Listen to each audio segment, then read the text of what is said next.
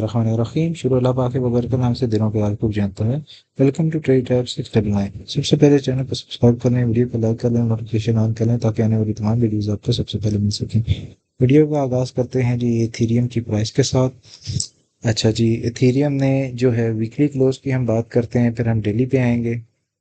Ethereum का जो weekly close है बहुत अच्छा वीकली क्लोज था, लेकिन right after the weekly close market ने एक डंप लिया है जो कि एक्सपेक्टेड भी था बिकॉज ऑफ द वॉलेटिलिटी। और दूसरा ये है कि ये जो वॉलेटिलिटी थी यहाँ पे ये आई थी क्योंकि एफओएमसी मीटिंग हुई, उसमें रेट कट की उन्होंने, थोड़ी सी इंडिकेशंस दी जिसकी वजह से एक पंप आया।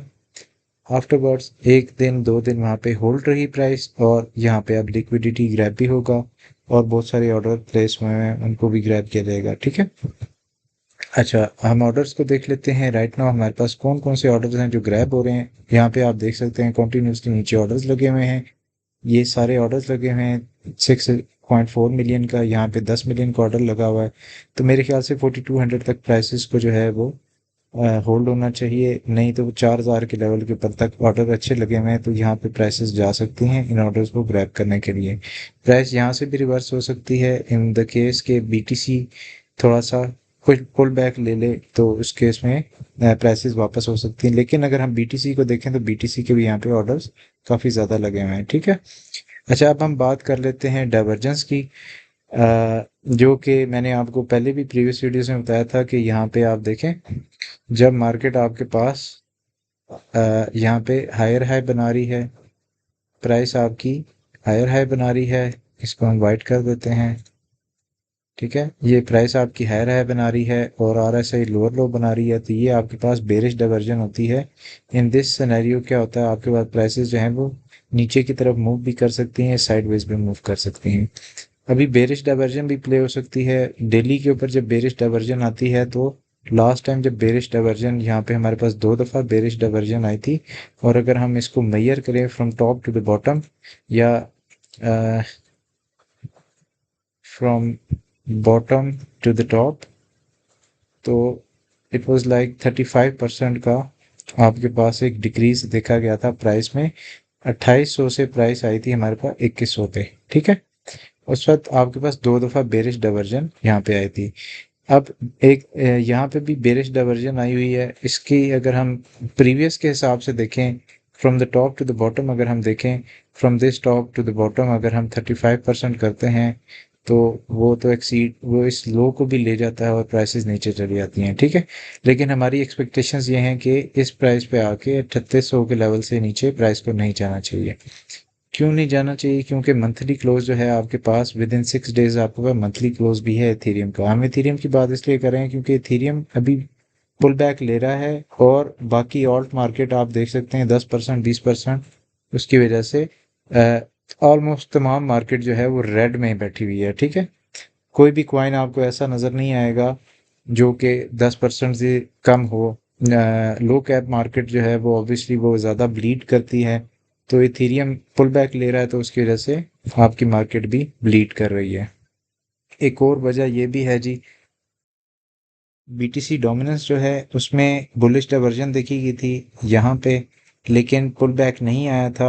अब राइट नाउ बीटीसी डोमिनेंस जो है वो पुल बैक ले रही है, उसकी वजह से बीटीसी थोड़ा सा भी मूव कर रहा है। तो जैसे प्रीवियसली हो रहा था कि बीटीसी 1% मूव करता था तो बाकी मार्केट जो है वो 3 4 5% मूव करती थी। तो बीटीसी डोमिनेंस जब गेन होती है, वापस आती है, पुल बैक लेती है, तो ऑब्वियसली उस टाइम पे क्या होता है, बाकी मार्केट ब्लीड करती है, ऑल्ट मार्केट ब्लीड करती है। जब बीटीसी मूव करेगा तो उसके साथ ऑल्ट मार्केट भी मूव करेगी। अब यहाँ पे आपके पास मिसाल के तौर पे बीटीसी ने आज के दिन में 2% का जो है वो पुल बैक लिया है अभी तक। और बाकी कॉइन्स को अगर हम देखें तो इथेरियम ने 6% ले लिया है, सोलाना ने भी 6.6, इना ने 8%, XRP 3%, ऑलमोस्ट 4% था, अभी 3 हो गया, थोड़ा सा रिवर्सल हो रहा होगा। सुई को देख लें तो 7%, यूनी को 10%, तो ऑलमोस्ट तकरीबन सारे कॉइन जो हैं वह 5 से 7%, 10% के दरमियान में लाई कर रहे हैं। ठीक है, अब बीटीसी के लिए क्या चीज़ है जी, बीटीसी हैंग हुआ है प्राइस के दरमियान। क्या प्राइस लेवल है, 1.10 से 1.12 के दरमियान का जो लेवल है उसमें हैंग हुआ है। अगर हम बीटीसी के लेवल्स की बात कर लें तो बीटीसी जो है राइट नाउ अगर हम इसको थोड़ा सा क्लीन देखें और हम अपने चार्ट को थोड़ा सा इस तरह कर दें। अच्छा, तो बीटीसी के पास एक 10 से लेके एक 6 तक आपके पास ये सपोर्ट मौजूद है, लेकिन अगर बीटीसी ने एक 8 का लेवल ब्रेक किया तो वो डायरेक्टली एक 5 पे आ जाएगा और आफ्टर वर्ड्स इस ट्रेंड लाइन को वो जाके हिट कर सकता है। एक 4 एक 3 के ऊपर ट्रेंड लाइन पड़ी हुई है, ठीक है। तो इसके लिए बीटीसी के लिए मेक और ब्रेक मूवमेंट भी हो सकता है। बाज़ औक़ात मार्केट्स ऐसा करती हैं कि शो करती हैं कि अब लीड हो रही है, मार्केट गिर रही है और सडनली मार्केट जो है वो एक पुल बैक ले लेती है, ठीक है।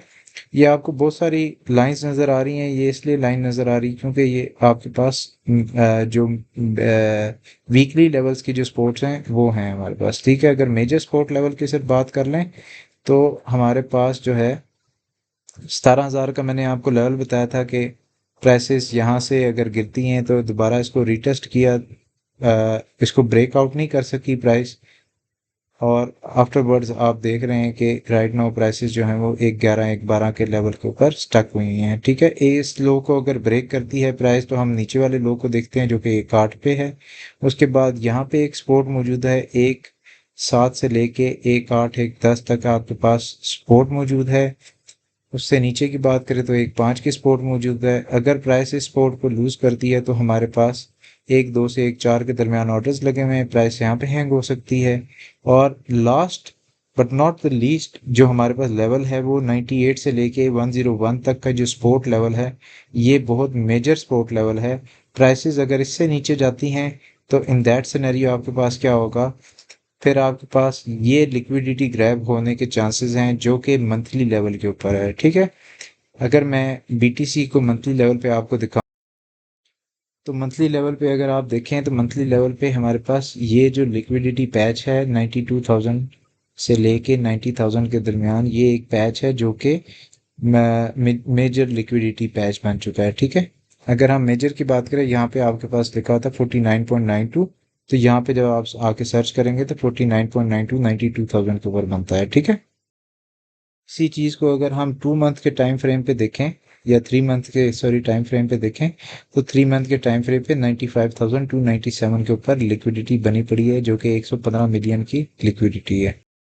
अगर हम चार्ट को मंथली टाइम फ्रेम पे बीटीसी के चार्ट को देखें तो अगर देखा जाए तो इसने एक हायर हाई बनाया है।